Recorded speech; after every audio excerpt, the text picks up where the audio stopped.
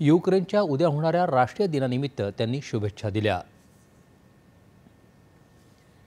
भारत आणि युक्रेन यांच्या द्विपक्षीय संबंध तसंच सध्याच्या युद्धजन्य परिस्थितीबद्दल व्यापक चर्चा झाली अशी माहिती परराष्ट्र व्यवहार मंत्री एस जयशंकर यांनी दिली।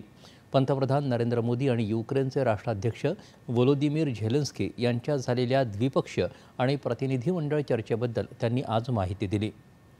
मुत्सद्देगिरीनं प्रश्न सोडवले जाऊ शकतात या भारताच्या भूमिकेचा पुनरुच्चार या भेटीत पंतप्रधानांनी केल्याचं जयशंकर यांनी सांगितलं। या युद्धामुळे ग्लोबल साऊथमधल्या देशांवर उमटलेल्या पडसादामुळे त्या देशांची भावनाही पंतप्रधानांनी यावेळी मांडली। तसंच काही दिवसांपूर्वी रशियाचे राष्ट्राध्यक्ष व्लादिमीर पुतिन यांच्यासोबत झालेल्या चर्चेचीही माहिती दिल्याचं त्यांनी सांगितलं। आगामी जागतिक शांतता परिषदेत युद्ध संपवण्याविषयी प्रयत्न होतील अशी आशा यावेळी दोन्ही नेत्यांनी व्यक्त केली।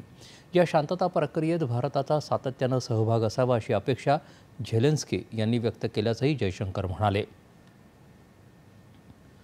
या चर्चेदरम्यान दोन्ही देशातील व्यापारी संबंधांवर विस्तृत चर्चा झाली। तसंच दोन्ही देशांमध्ये मानवीय मदत, कृषी, अन्नपदार्थ आणि सांस्कृतिक सहकार्याविषयक सामंजस्य करारावर स्वाक्षऱ्या झाल्याचं त्यांनी सांगितलं।